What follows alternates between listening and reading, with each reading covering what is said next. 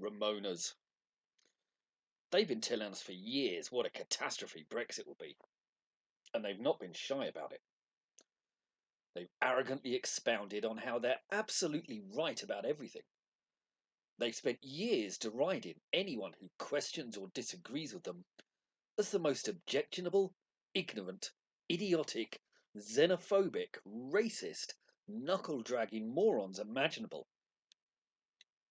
They've behaved with quite staggering arrogance and unpleasantness, being nothing but sanctimonious, abusive, and overflowing with patrician, sneering disdain.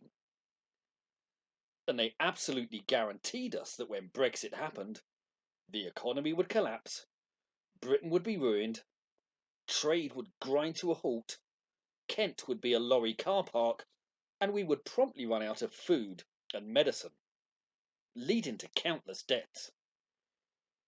It was Project Fear writ large. Well, Brexit has now happened, but it never came to pass. While there was a lorry queue, that was due to COVID. By the time Brexit happened, the lorries had disappeared. And this is the real issue. They'd long promised a Brexit catastrophe. But when Brexit finally happened, it took place in the middle of a pandemic. It happened just at the point when our economies have been hammered by a full year of lockdowns, when the free movement of goods has been profoundly affected by all the measures introduced to try and stop the spread.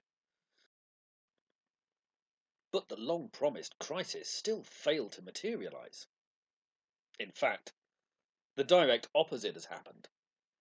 Because just when medicine has become more important than it's been in years, it's the EU that's proven unable to procure a supply, while the UK, having broken free from the stifling red tape and bureaucracy, virtually leads the world. The EU moves like a lumbering monolith, and this inability to act with the nimble flexibility of a nation state has immediately proven calamitous.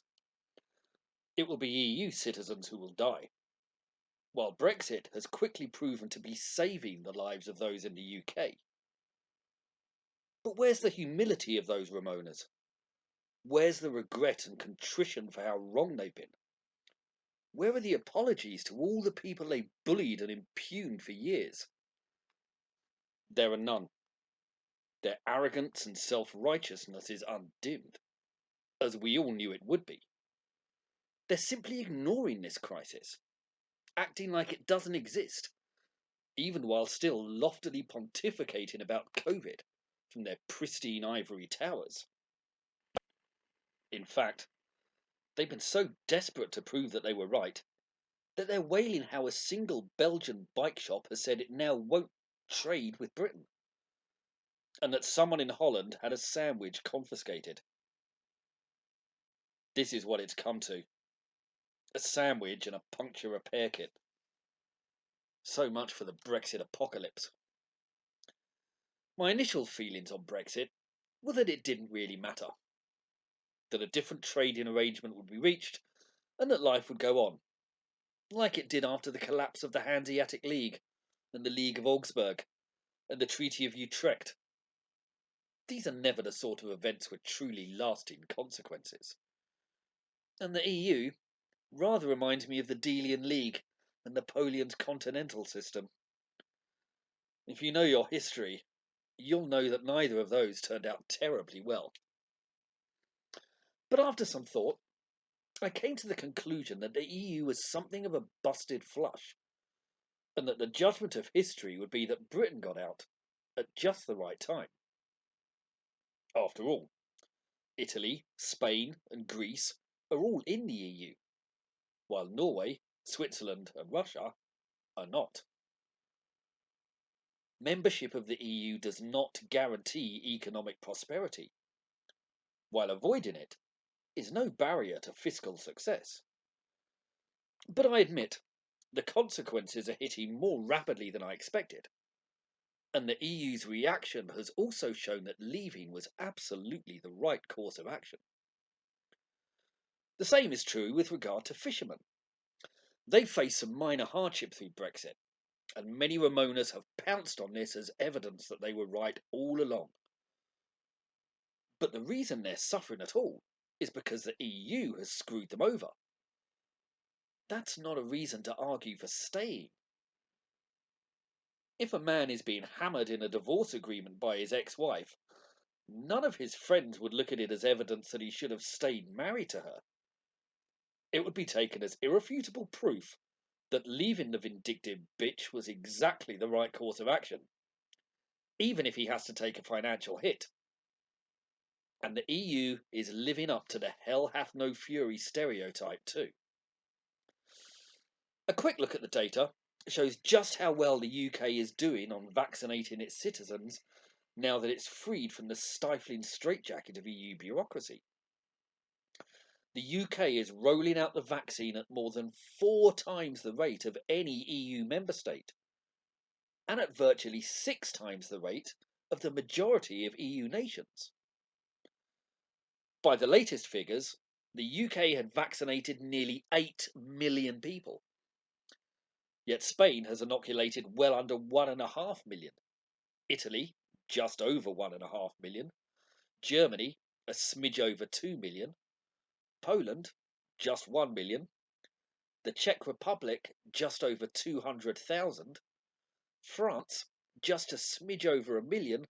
And Hungary, just 187,000. The UK has vaccinated more than all of those combined. Yes, up to now, Britain's death rate has been high. Only Belgium has a worse total with 1,822 deaths per million. The UK has 1,521, Italy 1,441, Spain 1,216, France 1,096, and Germany just 655. Yet this can largely be explained by the damp climate, which exacerbates the issue. COVID, after all, surviving more effectively in water droplets, and also in population density.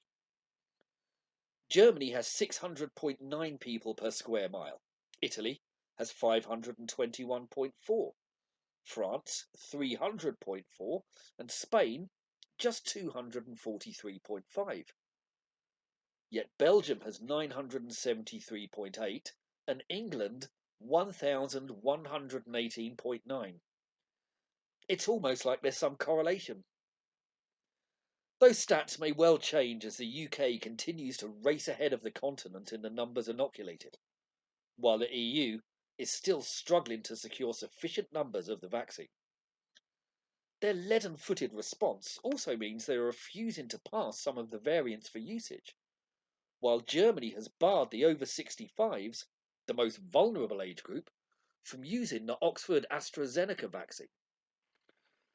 The EU has proven too bloated, too suffused with the importance of their leaden bureaucracy to adapt with sufficient speed. Yet they are still blaming everyone but themselves. According to Stella Kyriakides, the fault lies with AstraZeneca, not with them for failing to get their orders in on time. And their response has once again demonstrated the pettiness and megalomania that compelled people to vote leave. The EU are threatening to seize the vaccines ordered by the UK, while demanding that Britain hand over the vaccines we have secured for our own people. Kyriakides threatened that the EU will take any action required to protect its citizens and rights as soon as possible. Any action except testing the vaccines for use and then actually ordering them in sufficient time, it seems. She's even threatening to seize the vaccines rather than allow export to countries that ordered them. Brussels then demanded the diversion of coronavirus jabs produced in Oxford to make up for shortfalls on the continent. Shortfalls which were entirely their fault. Kyriakides curtly informed AstraZeneca that it was obliged to hand over doses intended for the UK. They replied to insist that its contracts made clear the UK had first claim on vaccines produced domestically, and that its agreement with the European Commission was based on a promise to make the best efforts to deliver the doses, without committing to any specific timetable. I've been critical of Boris Johnson, but he's done well to show restraint and avoid the sort of spiteful rhetoric of EU representatives. But for them to demand our vaccines, after spending the last 5 years in a concerted effort to screw us over, shows once more, if any proof were needed, their true colours. And in the meantime, their vaccine woes mount. Across the continent, the problems continue to pile up. The EU forbade its member states from procuring their own supplies, insisting they must be the ones responsible to coordinate the effort to make sure the supplies were fairly distributed. Well, I don't think anyone's got their fair share. The EU insisted that it was their remit, and they've completely hashed it up. All those who voted leave, all those who've endured the barbs, the spite, and the contempt have been vindicated.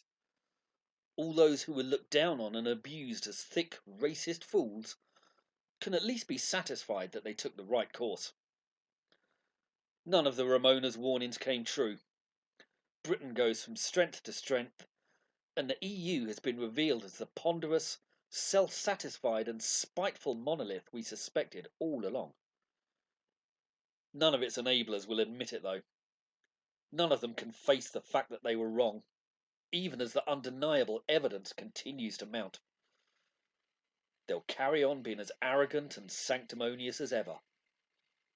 But the results are already speaking for themselves. If you've enjoyed this film, please like and subscribe.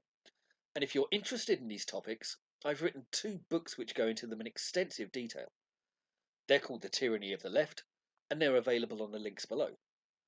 Please pick them up and let me know what you think. Thank you.